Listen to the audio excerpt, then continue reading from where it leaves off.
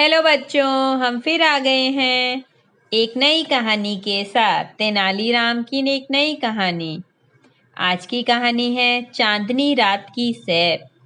एक दिन तेनालीराम राजा कृष्णदेव राय से बोला, महाराज, आज पूरनमासी की सुंदर रात है।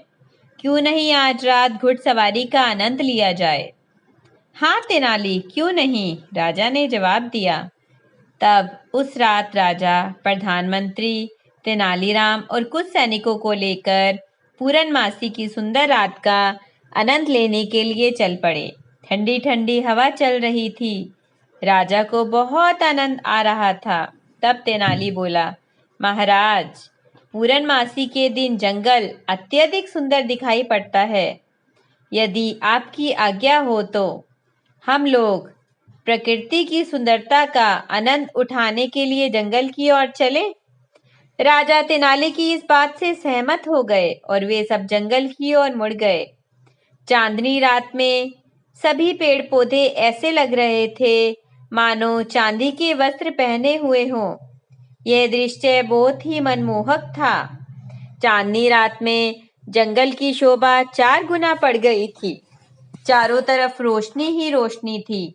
राजा को जंगल का यह नजारा बड़ा खुशगवार एवं रोमांचक प्रतीत हो रहा था। तभी उन्हें कुछ लोगों की आवाजें सुनाई पड़ी।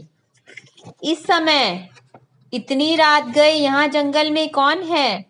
राजा ने ऊंची आवाज में पूछा, परंतु राजा के प्रश्न का कहीं से कोई जवाब नहीं आया। तभी उन्होंने देखा कि बैलगाड़ियों की एक लंबी कतार चली आ रही है। कुछ लोग बैलगाड़ियों को चला रहे हैं और बैलगाड़ियां लकड़ियों से भरी हुई है। राजा ने उन्हें देखकर पूछा, ये सब क्या है? तुम ये सारी लकड़ियां लेकर कहाँ जा रहे हो? राजा की बात सुनकर उनमें से एक बैलगाड़ी चालक नीचे उतर गया। वह राजा के सम्मुख गया और प्रणाम करके बोला, महाराज, हम ये लकड़ियों के गट्ठे अभी पेड़ों से काटकर ला रहे हैं। ये सारा का सारा सामान सेठ धीरूमल का है। हम इन लकड़ी के लट्ठों को नदी के किनारे लेकर जा रहे हैं। फिर वहां से इन्हें नावों में भरकर नदी द्वारा पड़ोसी राज्यों की राजधानी में ले जाया जाएगा। वहां पड़ोसी राज्य में सेठ धीरूमल इस लकड़ी को दोगुने दाम पर बेचेगा। राजा ये सब सुनकर स्तब्ध रह गया। फिर वह बोला, सेठ धीरूमल को हमसे मिलने को कहो। वह इस तरह अवैध कार्य नहीं कर सकता। वह लकड़ी की तस्करी करता है, जो कि सरासर गलत है एवं नियमों का खुला उल्लंघन है। तब वह बैलगाड़ी चालक बोला, महाराज, यदि आप नदी के किनारे जाएंगे तो वहां पर आपको सेठ धीरूमल जरूर मिलेगा। राजा तुरंत ही अपने पूरे समूह के साथ नदी की ओर चल पड़ा। उस वक्त सेठ धीरूमल अपने कुछ साथियों के साथ वहीं खड़ा था। वह नाविकों के साथ बैलगाड़ियों के पहुंचने की प्रतीक्षा कर रहा था। राजा को देखकर सेठ धीरूमल और उसके साथी घबरा गए। राजा ने सेठ धीरूमल के पास जाकर कहा, सेठ धीरूमल, हम तुम्हारे अवैध लकड़ी तस्करी के कार्य के बारे में सब कुछ जान गए हैं। तुम्हें निश्चय ही इस अवैध कार्य के लिए सजा मिलेगी। फिर राजा अपने प्रधानमंत्री की तरफ मुड़े और उनसे बोले, अपने आदमियों से इस पूरे मामले की जांच करने के लिए कहिए और इस मामले की पूरी जानकारी प्राप्त कीजिए। इस गलत कार्य के लिए इस व्यक्ति को दंड अवश्य मिलना चाहिए। राजा की बात सुनकर तेनाली बीच में हस्तक्षेप करते हुए बोला, महाराज, मेरे विचार से वह व्यक्ति भी दंड का हकदार है जो सेठ धीरूमल को इस कार्य में सहायता कर रहा है। हाँ अवश्य तेनाली, मुझे शीघ्र ही उस व्यक्ति का नाम बताओ, राजा ने कहा।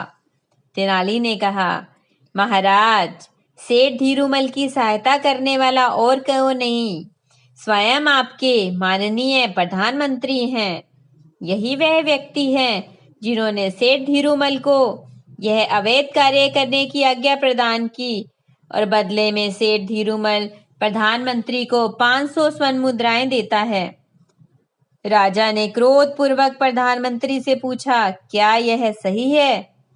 प्रधानमंत्री का सिर शर्म से झुक गया, आवाज कांपने लगी और चेहरा पसीने से तरबतर हो गया। तब राजा प्रधानमंत्री से बोला, तुम्हें शर्म आनी चाहिए। तुम्हें राज्य में इतना गौरवपूर्ण पद प्राप्त है, लेकिन तुमने इसकी मर्यादा की परवाह न करते हुए रिश्वत ली। तुम्हें तो दूसरों के लिए आदर्श प्रस्तुत करना चाहिए था, परंतु तुमने सबको धोखा दिया। इसलिए मैं तुम्हें तुम्हारे पद से बर्खास्त करता हूँ।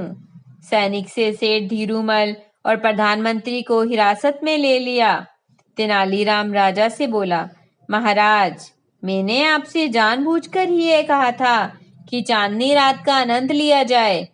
वास्तव में मैं आपको इस अवैध तस्करी के बारे में ही बताना चाहता था, लेकिन मेरे पास अपनी इस बात को सिद्ध करने के लिए कोई ठोस सबूत नहीं था।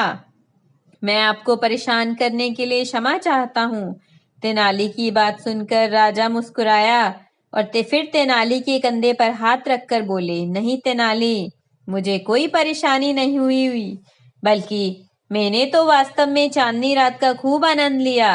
और इस तरह तेनालीरामा ने अपनी बुद्धि से राज्य में हो रही लकड़ी की अवैध तस्करी को रोका और प्रधानमंत्री की गलती का एहसास भी दिलाया।